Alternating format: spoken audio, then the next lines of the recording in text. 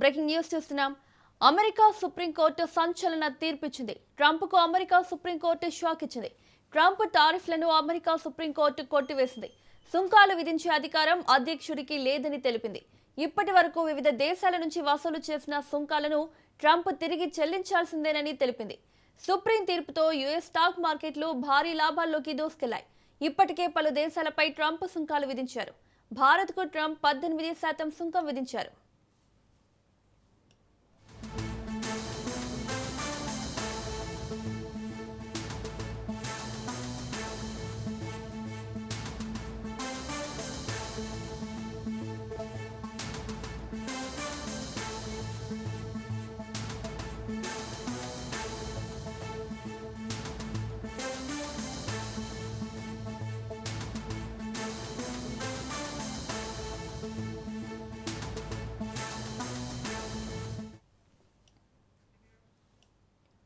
Supreme court తీర్పుపై America అధ్యక్షుడు Trump స్పందించారు. Supreme court నిర్ణయం దేశానికి అవమానకరమని అన్నారు. ఆ జడ్జీలను చూసి సిగ్గుపడుతున్నానని, వారి తీర్పు తనను తీవ్రంగా నిరాశపరిచిందని తెలిపారు. సుప్రీంకోర్టు జడ్జీలు విదేశీ ప్రభావానికి లోనయ్యారని చెప్పారు.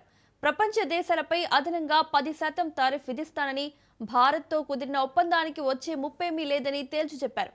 అలాగే టారిఫ్ల విషయంలో వెనక్కి తగ్గేది లేదని స్పష్టం చేశారు.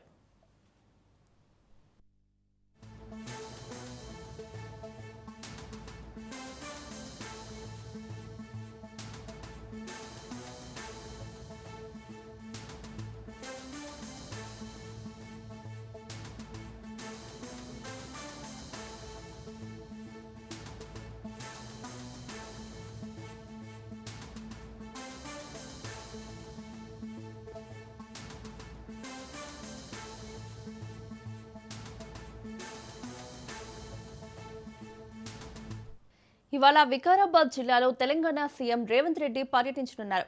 నేటి నుంచి వికారాబాద్లో కాంగ్రెస్ శిక్షణ తరగతులు ప్రారంభం కానున్నాయి.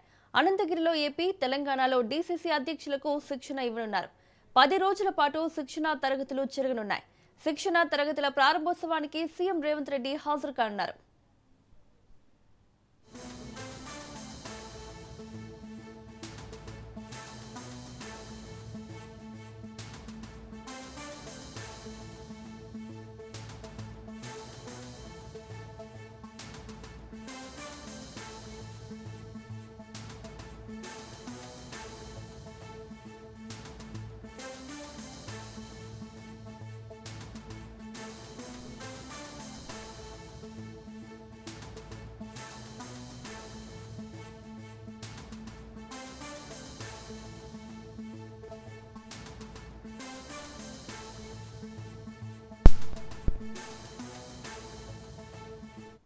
ఢిల్లీలో ఏఐ సదస్సు 2026 సదస్సులో సీఎం రేవంత్ రెడ్డి, మంత్రి శ్రీధర్ బాబు పాల్గొన్నారు.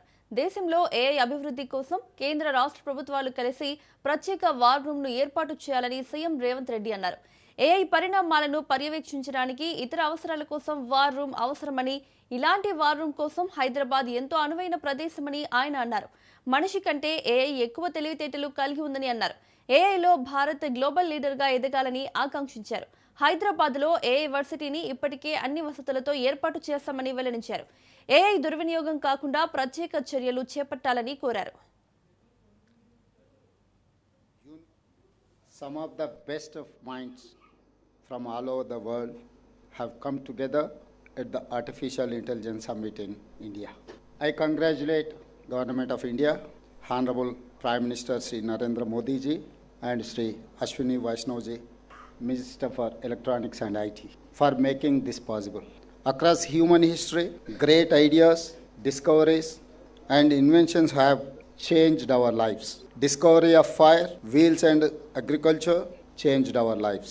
Ideas like democracy, rule of law, universal voting rights, and reservations changed our lives. Technology like electricity, aeroplane, vaccines, and internet changed our lives. In the past, inventions added to human physical strength. After Industrial Revolution, our bodies never matched machines. We cannot fly like a plane, swim like a ship, or run at the speed of motorcycle or car. Today, we are witnessing the rise of our greatest invention, that is AI. Artificial intelligence has made a GPU chip more intelligent than humans. It can write poetry and reports, make films and presentations, and it knows almost everything. These days, people say on social media that humans are not the most intelligent anymore. AI is more intelligent. Congress ప్రభుత్వంపై మాజీ మంత్రి హరీష్ రావు ఆగ్రహం వ్యక్తం చేశారు. BRS ప్రభుత్వం రైతులకు అన్ని విధాలా అండగా నిలిస్తే కాంగ్రెస్ సర్కార్ మాత్రం ఏమీ పట్టినట్టుగా ఉంటోందని ఎమ్మెల్యే హరీష్ రావు అన్నారు. తమ హయాంలో దేవాదుల ప్రాజెక్టు మీద 7,300 కోట్లు ఖర్చు పెట్టి 80% పనులు పూర్తి చేశామన్నారు. రేవంత్ ప్రభుత్వం కనీసం 2,000 కోట్లు కూడా ఖర్చు చేసేందుకు సిద్ధంగా లేదని మండిపడ్డారు. కేసీఆర్ పాలనలో మేము దేవాదుల ప్రాజెక్టుకు ప్రాధాన్యం ఇచ్చామని అన్నారు.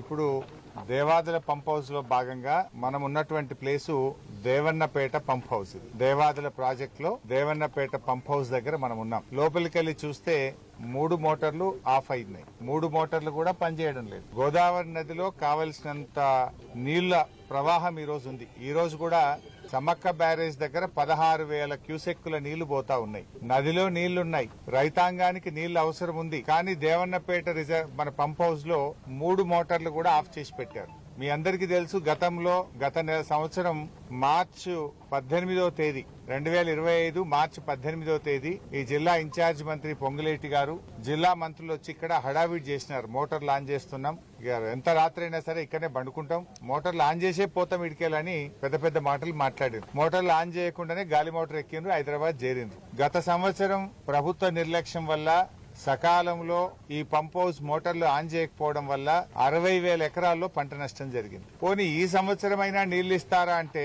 20 రోజులు నడిపినరు, రిపేర్ వచ్చిందని చెప్పి ఈ నెల 10వ తేదీ నుంచి ఇక్కడ మోటార్లు లిఫ్టింగ్ ఆగిపోయింది. అంటే దాదాపు 10 రోజుల నుంచి మోటార్ లిఫ్టింగ్ ఆగిపోయింది. ఇక్కడ మోటార్ల నుంచి పంపింగ్ ఆగిపోవడం ద్వారా అటు జనగామ జిల్లా, ఇటు పాలకుర్తి, ఇటు స్టేషన్ గన్పూర్, గండిరామారం రిజర్వాయర్ కు లిఫ్టింగ్ ఆగిపోయింది. ఇలా గండిరామారం లిఫ్ట్లు ఎందుకు నడుస్తలేవు అంటే వాటర్ లెవెల్ లేదు అంటున్నారు. ఇక్కడ మోటార్లు ఎందుకు నడుపుతలేరు అంటే ఆడ లెవెల్ ఫుల్ ఉన్నా సార్ అంటారు. మరి లెవెల్ ఫుల్ ఉంటే గండిరామారం లిఫ్ట్ పనిచేయాలి కదా. అక్కడనేమో నీళ్లు లేవు అని గండిరామారము తదితర లిఫ్ట్లన్నీ ఆఫ్ చేసినారు.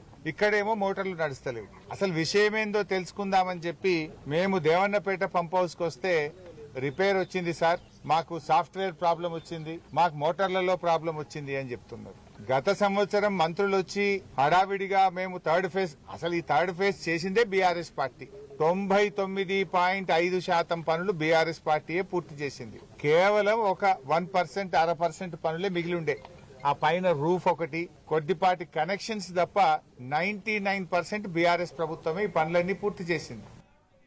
ఏపీ శాసన మండలిలో గందరగోళం నెలకొంది. వైసీపీ ఎమ్మెల్సీలు తిరుమల వెంకటేశ్వర స్వామి ఫోటోలను ప్రదర్శించడం తీవ్ర రచ్చకు దారితీసింది. హెరిటేజ్ సంస్థకు అనుబంధంగా ఉన్న ఇందాపూర్ డైరీ ద్వారా టీటీడీకి నెయ్యి సరఫరాపై చర్చించాలని వైసీపీ సభ్యులిచ్చిన వాయిదా తీర్మానాలను మండలి చైర్మన్ తిరస్కరించారు. దీంతో ఇందాపూర్ డైరీపై చర్చించాలని సభలో వైసీపీ ఎమ్మెల్సీలు శ్రీవారి ఫోటోలు, ప్లకార్డులు పట్టుకుని నిరసన చేపట్టారు.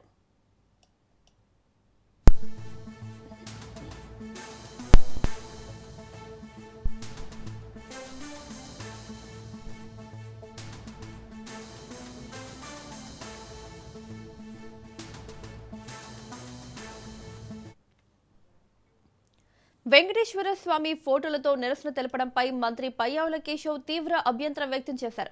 దేవుడిని వైసీపీ నేతలు రాజకీయాల్లోకి లాగుతున్నారని మండిపడ్డారు. వైసీపీ సభ్యులకు బుద్ధుందా?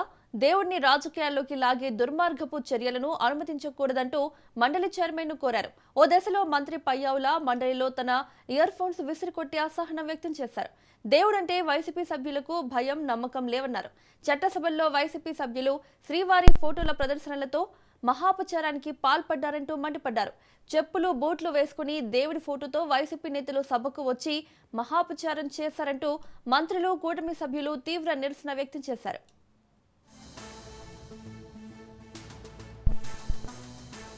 Objectionable materials which cannot be permitted. This cannot be permitted, sir. They should be, sir, Chairman, sir. The Venkateswara Swami photos పెట్టుకుని the way they are behaving. బుద్ధుందా సార్ వీళ్ళకి? రాజకీయాల్లోకి లాగుతారా సార్? వీళ్ళకి బుద్ధుందా? మీరు if you have to take the permission, Chairman, sir. Venkateswara మమ్మల్ని తీసేయండి. Chairman sir, దేవుడి ఫోటోల్ని పెట్టుకుని సభలో రావడం అనేటువంటిది దేవుణ్ణి రాజకీయాల్లోకి లాగేటువంటి ప్రయత్నం చేస్తున్నటువంటి ఈ దుర్మార్గపు చర్యను మీరు అనుమతించకూడదు సార్. సార్ చైర్మన్ గారు ప్లీజ్ డౌన్ చేయండి. చైర్మన్ గారు, దేశ చరిత్రలో జరిగినటువంటి అంశం తీసేయండి. చైర్మన్ గారు, you have to come to the rescue now.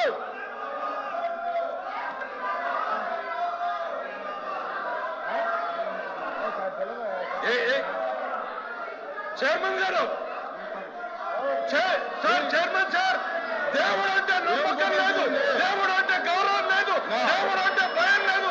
కేవలం నాయకుడు చెప్పినట్టు నడుచుకున్నటువంటి ఈ ప్రక్రియలో వెంకటేశ్వర స్వామి ఫోటోల్ని ఈ రకంగా సభలో తీసుకురావడం, ఇది హిందూ ధర్మాన్ని, హిందూ జాతి నమ్మకాన్ని, ఇది ప్రజల్ని ఈ రకమైనటువంటి చర్యల ద్వారా రెచ్చగొట్టేటువంటి ప్రయత్నం చేస్తూ ఉంది. ఇది దుర్మార్గమైనటువంటి చర్య సార్. మీరు దయచేసి దీన్ని అనుమతించొద్దు. దీన్ని నిర్దాక్షిణ్యంగా it is your responsibility now. శాసన మండలిలోకి వైసీపీ సభ్యులు శ్రీ వెంకటేశ్వర స్వామి వారి ఫోటోలను తీసుకురావడం పట్ల మంత్రి పయ్యావుల కేశవ్ తీవ్ర అభ్యంతరం వ్యక్తం చేశారు. వైసీపీ సభ్యుల తీరు సభ్య సమాజం తలదించుకునేలా ఉందన్నారు. దేవుడి ఫోటోలు పట్టుకుని చెప్పులతో సభలోకి వచ్చారంటూ విపక్ష సభ్యులపై మండిపడ్డారు. హిందువుల మనోభావాలు దెబ్బతినేలా వైసీపీ సభ్యుల తీరు ఉందన్నారు. వైసీపీ సభ్యులు హద్దులు దాటి ప్రవర్తించారన్నారు. దేవుడిని రాజకీయాల్లోకి లాగడం ఏమిటని వైసీపీ సభ్యులను మంత్రి పయ్యావుల సూటిగా ప్రశ్నించారు. హిందూ సమాజాన్ని రెచ్చగొట్టేలా వ్యవహరిస్తున్నారన్నారు. దేవుడి పట్ల వైసీపీ వైఖరి ఏంటో ఆ పార్టీ అధినేత మాజీ సీఎం వైఎస్ జగన్ సమాధానం చెప్పాలని డిమాండ్ చేశారు. ఈ సిటిజన్ ఆఫ్ ఇండియాగా భారత రాజ్యాంగాన్ని నమ్మినటువంటి వ్యక్తులము. రెండవది హిందూ సమాజం నుంచి వచ్చి హిందూ సమాజం నేర్పినటువంటి సంస్కృతి సాంప్రదాయాలను పుట్టి పెరిగినటువంటి వాళ్ళం. కళ్ళ ముందు వెంకటేశ్వర స్వామి ప్రతిమని లేకపోతే ప్రతిరూపంగా ఉన్నటువంటి ఫోటోని వాళ్ళు ప్రదర్శిస్తూ అపహాస్యం చేస్తున్నటువంటి తీరును చూస్తే అసలు క్షమించరానటువంటి స్పందన, ఒక భావన వచ్చింది. దాంతోనే రియాక్ట్ అయ్యాను తప్ప వేరేది కాదు. ఇది ఖచ్చితంగా దేవుణ్ణి రాజకీయాల కోసం వాడుకోవడంలో పరాకాష్ట.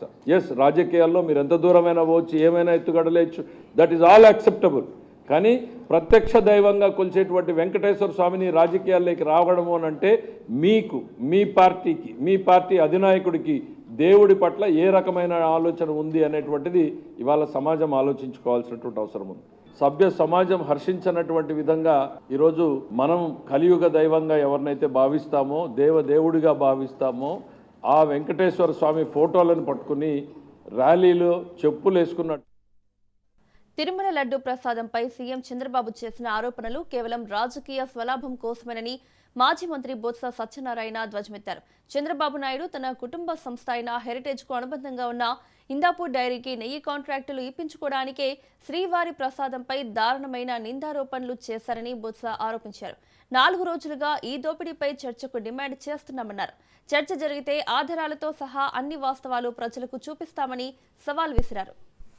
పవిత్రమైన స్మరణం అని చెప్పుకుంటూ వీళ్ళకి మంచి బుద్ధిని ప్రసాదించు, వాళ్ళకి ఇప్పటికైనా జ్ఞానోదయం చేయు, చేసిన తప్పులు ఒప్పుకోమని చెప్పు, లేకపోతే వాస్తవాల్ని చర్చించే అవకాశం ఇచ్చే జ్ఞానం కల్పించని చెప్పి హౌస్ లో కూడా వెళ్ళాం. హౌస్ లో కూడా ఇదే మాటల్ని లోన కూడా చెప్పడం జరిగింది. వాళ్ళు వచ్చి లేనిపోని ఆవాకులు జావాకులు లోన మాట్లాడుతూ బ్లేమ్ చేయడానికి ప్రయత్నం చేశారు. రాజకీయ స్వభావం, రాజకీయ దుర్బుద్ధి చంద్రబాబు నాయుడు, తెలుగుదేశం పార్టీ చంద్రబాబు నాయుడు గారికి తద్వారా లాభార్జన, ధన సంపాదన తప్ప ఇంకో ఆలోచన లేదనేది వ్యక్తమవుతుంది. కూటమి నాయకులకు కానీ కూటమి పార్టీలకు కానీ చతుశుద్ధి ఉంటే, ఆ భగవంతుడి మీద వచ్చి మీకు వచ్చి మరి భక్తిభావం ఉంటే, నిజంగా భగవంతుని వచ్చి మా మీద మీకు అవినీతి ఉంటే చర్చకు రండి. ఒక ఫోటోని హౌస్ లో చెప్పులు బూట్లు వేసుకుని మేము తీసుకెళ్ళిన ఫోటోని ఒకరు చూపెట్టమనండి. మేము కూర్చొని నా ముందు చెప్పులు ఇప్పి ఆ దేవదేవుడి తాలూకా భక్తిభావంతో తీసుకెళ్లి అయ్యా వీరికి మంచి బుద్ధి ప్రసాదించు అని చెప్పాం.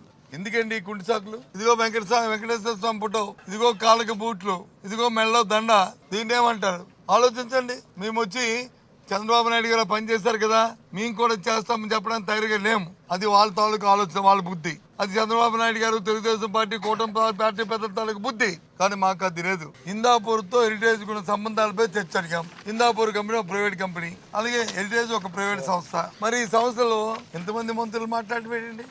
వీళ్ళందరూ డైరెక్టర్లు అయిన అందులో. ఇప్పుడు నిన్న వచ్చి మేడం గారు మాట్లాడారు, ముఖ్యమంత్రి గారి భార్య, నేను చూస్తాను టీవీలో. కానీ ఈ మంత్రులు ఏంటండి? ఈ మంత్రులు ప్రభుత్వం నడుపుతున్నారా లేదా హెరిటేజ్ సంస్థ నడుపుతున్నారా? తిరుమల లడ్డు కల్తీ నెయ్యి వ్యవహారంలో కూటమి ప్రభుత్వం సంచలన నిర్ణయం తీసుకుంది. ఏకసభ్య కమిషన్ను నియమిస్తూ ఉత్తర్వులు జారీ చేసింది. ఈ కమిషన్లో రిటైర్డ్ ఐఏఎస్ దినేష్ కుమార్ను నియమించింది. టీటీడీ పరిపాలనా లోపాలు, టెండర్ల సమగ్ర పరిశీలన చేసి 45 రోజుల్లో నివేదిక ఇవ్వాలని ఆదేశాలు జారీ చేసింది. శ్రీవారి లడ్డు నెయ్యి ఘటనలో కల్తీ జరిగిందని, కానీ జంతువుల అవశేషాలు కలవలేదని సిబిఐ నివేదికను ప్రభుత్వానికి అందజేసిన నేపథ్యంలో ప్రభుత్వం ఏకసభ్య కమిషన్ వేయాలని నిర్ణయం తీసుకుంది.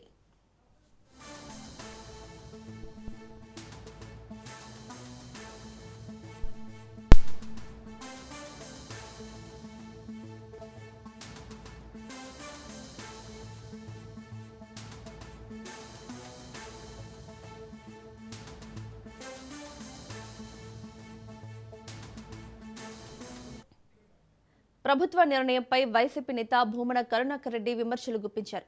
ప్రజాస్వామ్య వ్యవస్థలపై చంద్రబాబుకు నమ్మకం లేదని భూమన విమర్శించారు.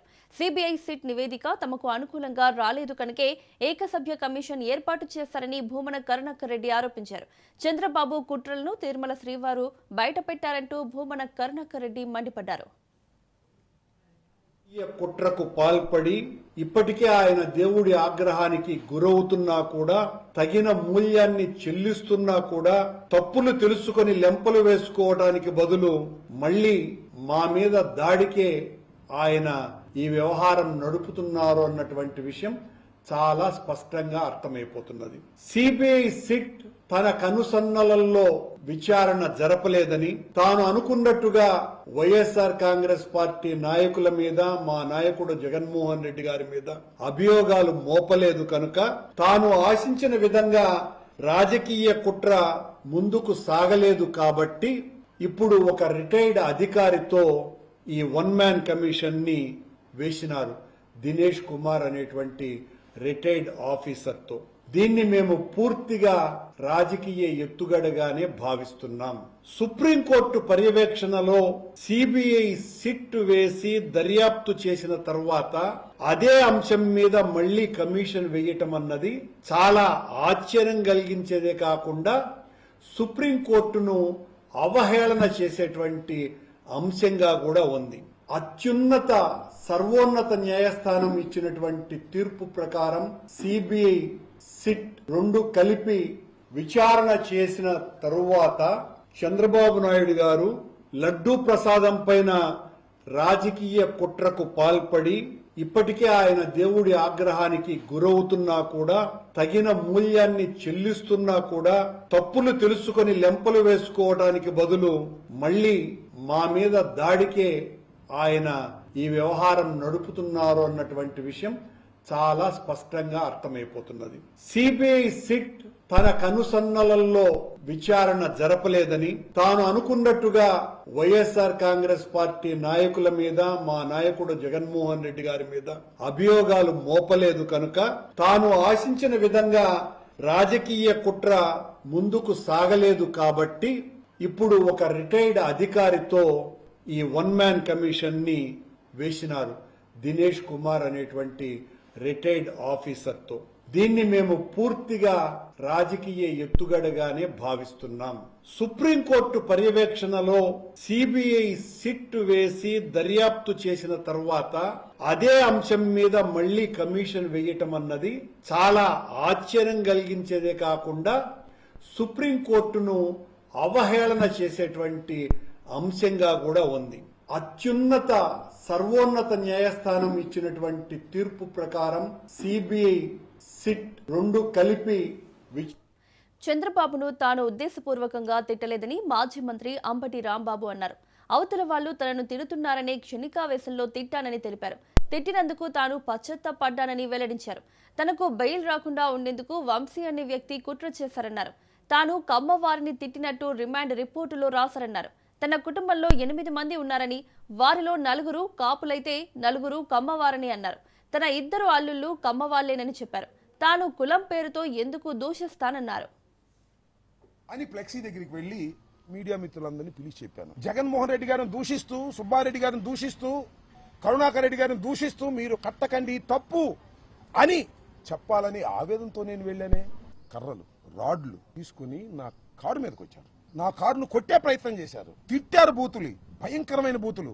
ఒక మహిళ ఎలా తిట్టిందో ఆమె సంగతి కూడా తర్వాత చెప్తా. నేను అందరూ ఫిల్దీ లాంగ్వేజ్ ఇష్టం వచ్చినట్టుగా ఎమ్మ ఎక్క తిడుతుంటే ఎస్ ఆవేశం వచ్చింది. స్పర్ ఆఫ్ ది మూమెంట్ బయటకు వచ్చి నేను కూడా బూతులు మాట్లాడాను. వాలంటరీగా వచ్చి మీ అందరి సమక్షంలో 4:20 నిమిషాలకో 4:30కో మళ్ళా ప్రెస్ మీట్ అరేంజ్ చేసి నేను చంద్రబాబు నాయుడు గారిని ఉద్దేశించి తిట్టలేదు. ఆ స్పర్ ఆఫ్ ది మూమెంట్ లో చిన్న ఆవేశంలో వాళ్ళు తిడుతున్నారనేటువంటి ఉద్దేశంతో ప్రతిస్పందించి తిట్టాను. అయినా తప్పే అది. నా ఇంటి మీదకి వచ్చారండి. ఎంతమంది వచ్చారండి? ఎంతసేపు ఉన్నారండి? 5ంటికి వచ్చారు. రాత్రి 12 దాటేంత వరకే ఉన్నారు. బ్యాచ్లుగా వస్తున్నారు. భాష్యం స్టూడెంట్స్ వస్తారు. రక్షించవలసిన వాళ్ళు పోలీసులు, హింసాత్మక సంఘటనలు చేస్తున్న వాళ్ళు తెలుగుదేశం గూండాలు. ఇంత అన్యాయం అండి. దీనికి స్పందించరండి. పట్టుకెళ్లారు 10-20 నిమిషాలకి లాకప్లో పెట్టారు. పెట్టుకొని ఐ డోంట్ కేర్ అన్నా. నాకు బెయిల్ రాకుండా ఉండేందుకు ఈ వంశీ అనే ఆయన రిమాండ్ రిపోర్ట్లో ఏం రాశాడో తెలుసా? ఎవడైనా కమ్మ కులానికి చెందిన వాడు ఇక్కడ ఉంటే అబ్యూజ్ ఇన్ ఫిల్దీ లాంగ్వేజ్, ఒక చండాలమైన భాషలో తిట్టానంట. కమ్మ నా కొడుకులు will be killed if they are here. Kamma నా కొడుకులు ఇక్కడ ఉంటే నేను చంపేస్తా. On this occasion Ambati Rambabu addressed Chandrababu Naidu, రమ్మను కమ్మ నా కొడుకులని. చంద్రబాబు కమ్మ నా కొడుకు రమ్మన్నానండి. రమ్మను చంద్రబాబు గారిని, రమ్మను వాడి మొగుణ్ణి, రమ్మను ఆ రమ్మను అండ్ ఇన్సల్టెడ్ చంద్రబాబు నాయుడు. చంద్రబాబు నాయుడిని ఇన్సల్ట్ చేశాను అంటే దాన్ని రాస్తే కొంత అర్థం ఉంది. కమ్మనా కొడుకుని తిట్టానంట. చంద్రబాబు నాయుడు కూడా కమ్మనా కొడుకుని తిట్టానంట. ఏమన్యాయం అయ్యేది నాకు అర్థం కాలేదు. ఇలా రెచ్చగొట్టారు. ఈ జిల్లాలో ఉన్న కమ్మాసులందరూ ఇలాగ రెచ్చగొట్టారు.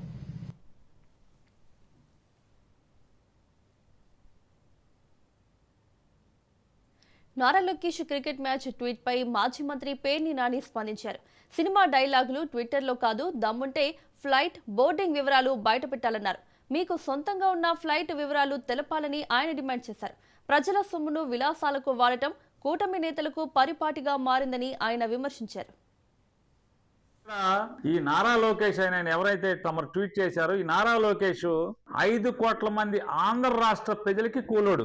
మీరు మీ రెక్కలు నమ్ముకున్న కూలోడు కాదు పుష్పలాగా. అతని కాలు నాదే, చెయ్యి ఈ కాలు నాదే, ఈ కాలు నాదే అని పుష్ప డైలాగ్ బాగానే ఉంటది. దాన్ని కాపీ కొడతా మీరు పెట్టారు. ఫ్లైట్ టికెట్ నాదే, మ్యాచ్ టికెట్ నాదే, నా దుడ్డుతో కొంటిని, నీ దుడ్డేమన్నానా అని జగన్మోహన్ రెడ్డిని మీరు అన్నారు. మీరు బిన్నే మీరు ఏం చేస్తారంటే, మీరు ఆంధ్రప్రదేశ్ రాష్ట్ర ప్రజలకి కూలోడు కాబట్టి మీరు బిన్నే సమాధానం చెప్పాల్సింది ఇంకోటి ఉంది. మీరు 5 కోట్ల మంది ప్రజలకి కూలోడు కదా, ఆ ప్రజలందరికి కూడా మీరు వెంటనే బిన్నే ఆ టికెట్లు ఉన్నాయి కదా, బోర్డింగ్ పాస్లు, ఒక్కసారి బిన్నే మీ బోర్డింగ్ పాస్లన్నీ ఒకసారి ట్విట్టర్లో పెట్టండి అయ్యా స్వామి. ఓ నారా లోకేష్ స్వామి. అలాగే ఏ అకౌంట్ లోంచి ఆ టికెట్లు కొన్నారో, ఆ ఫ్లైట్ టికెట్లు, స్పెషల్ ఫ్లైట్ టికెట్లు కొన్నారు కదా మీ దుడ్డుతోనే, అది ఏ దుడ్డుతో ఏ అకౌంట్లో ఆ దుడ్డు వెళ్ళిందో ఆ అకౌంట్లు కూడా ట్వీట్ చేసే ధైర్యం ఉంటే ధైర్యం చేయండి, పెట్టండి ఒకసారి. మీరు ఈ రాష్ట్రానికి ముఖ్యమైన మంత్రిగా ప్రమాణ స్వీకారం చేసిన దగ్గర నుంచి ఈ రోజు దాకా మీరు ఎన్ని స్పెషల్ ఫ్లైట్లు మీ దుడ్డుతో కొన్నారు, ఆ దుడ్డు వివరాలు ఏ అకౌంట్ నుంచి ఆ స్పెషల్ ఫ్లైట్ కంపెనీకి దుడ్డు వెళ్ళింది, మీ బోర్డింగ్ పాసులు కూడా, మొత్తం మీ బోర్డింగ్ పాసులు కూడా ట్వీట్ చేసే దమ్ముంటే, అంత సినిమా మీకుంటే బిన్నే చెయ్యి స్వామి, బిన్నే చెయ్యి, అప్పుడు మీ భాగవతం తెలుస్తుంది. స్వామి లోకేష్ స్వామి. తిరుపతిలో ఫుడ్ పాయిజన్ కలకలం రేపింది. బైరాగి పట్టేడులోని ఓవీఆర్ కాలేజ్ ఆఫ్ నర్సింగ్ హాస్టల్లో 40 మంది విద్యార్థులు ఫుడ్ పాయిజన్ కు గురయ్యారు. వెంటనే విద్యార్థులను హాస్పిటల్ కి తరలించారు. సమాచారం తెలుసుకున్న విద్యార్థి సంఘాల నాయకులు కాలేజ్ ఎదుట బైఠాయించి ఆందోళన చేపట్టారు. జిల్లా డిఎంహెచ్ఓ బాలకృష్ణ నాయక్ను నాయకులు అడ్డుకున్నారు.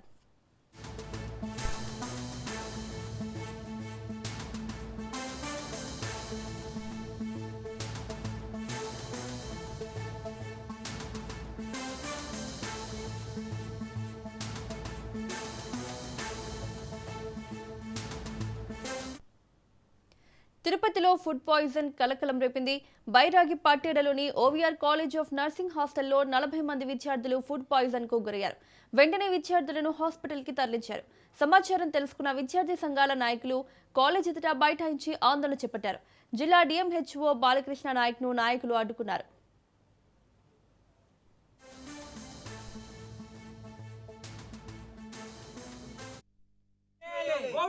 ఓవీఆర్ కాలేజ్ వెంటనే, ఓవీఆర్ కాలేజ్ వెంటనే, అమ్ముని మడిపిన డిఎంహెచ్ఓ, అమ్ముని మడిపిన డిఎంహెచ్ఓ, రాజీనామా చేయి డిఎంహెచ్ఓ వెంటనే, రాజీనామా చేయి డిఎంహెచ్ఓ వెంటనే, విద్యార్థుల జీవితాలతో చెలగాటమాడుతున్న ఓవీఆర్ నర్సింగ్ కాలేజ్ వెంటనే, విద్యార్థి జీవితాలతో చెలగాటమాడుతున్న ఓవీఆర్ నర్సింగ్ కాలేజ్ వెంటనే, విద్యార్థి జీవితాలతో చెలగాటమాడుతున్న ఓవీఆర్ నర్సింగ్ కాలేజ్ వెంటనే, ప్రైవేట్ నర్సింగ్ కాలేజ్ కమ్ముడిపోయిన డిఎంహెచ్ఓ, ప్రైవేట్ నర్సింగ్ కాలేజ్ కమ్ముడిపోయిన డిఎంహెచ్ఓ, ప్రైవేట్ నర్సింగ్ కాలేజ్ కమ్ముడిపోయిన DMHO, we want justice, we want justice, we want justice. ఇచ్చాలి ఓవీఆర్ నర్సింగ్ కాలేజ్ వెంటనే, ఇచ్చాలి ఓవీఆర్ నర్సింగ్ కాలేజ్ వెంటనే.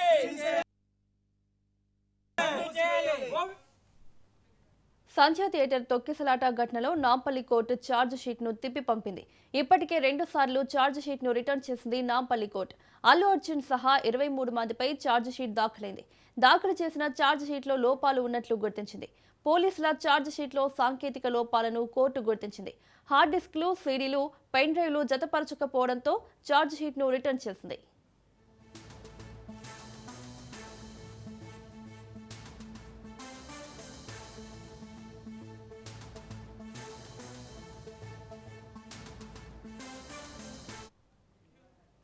పుష్ప 2 సినిమా ప్రీమియర్ షో సందర్భంగా సంధ్యా theatre దగ్గర తొక్కిసలాట జరిగింది. ఈ తొక్కిసలాటలో రేవతి అనే మహిళ మృతి చెందింది. ఆమె కుమారుడు శ్రీతేజ్ తీవ్రంగా గాయపడ్డాడు. గత కొన్ని నెలల నుంచి శ్రీతేజ్ సికింద్రాబాద్లోని కిమ్స్ లో చికిత్స పొందాడు. అనంతరం శ్రీతేజ్ ఆరోగ్యం నిలకడగా ఉండడంతో డాక్టర్లు అతన్ని డిశ్చార్జ్ చేశారు. అయితే ఈ ఘటనపై 23 మందిపై కేసు నమోదైంది. ఈ ఛార్జ్ షీట్లో లోపాలు ఉన్నట్లు తేల్చిన కోర్టు దాన్ని తిప్పి పంపింది.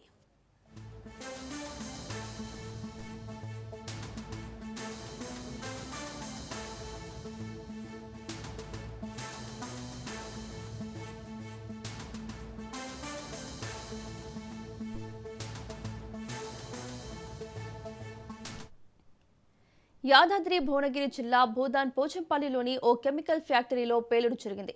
విజయసాయి కెమికల్ ల్యాబ్లో ప్రమాదవశాత్తు మంటలు చెలరేగాయి. ల్యాబ్లో కెమికల్ డ్రమ్లో కెమికల్ నిల్వ ఉండడంతో ప్రమాదవశాత్తు మంటలు వ్యాపించి దట్టమైన పొగ కమ్ముకుంది.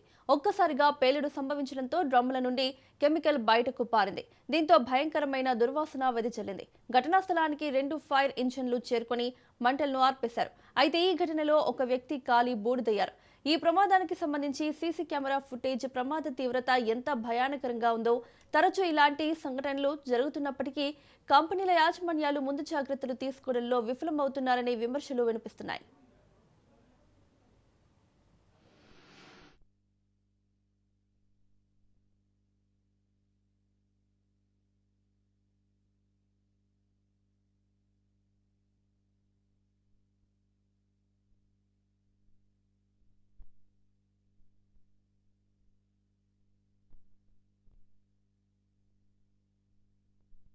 త్రిపుర రాజధాని అగర్తలాలో పూర్వ ఈశాన్య ఉత్తర ప్రాంతాల సంయుక్త ప్రాంతీయ రాజభాషా సదస్సు నిర్వహించారు. ఈ కార్యక్రమంలో కేంద్ర హోంశాఖ మంత్రి అమిత్ షా, బండి సంజయ్ పాల్గొన్నారు. హిందీ భాష ఏ ఇతర భారతీయ భాషకు ప్రత్యామ్నాయం కాదని కేంద్ర మంత్రి బండి సంజయ్ కుమార్ స్పష్టం చేశారు. భారతీయుల మధ్య పరస్పర అవగాహనను పెంచడానికి సహకరించే ఒక అద్భుతమైన సాధనంగా హిందీ నిలుస్తుందని ఆయన అభిప్రాయపడ్డారు. భిన్నత్వంలో ఏకత్వం అనే భారతీయ మూల భావనను సాకారం చేసే శక్తి హిందీకి ఉందని కొనియాడారు.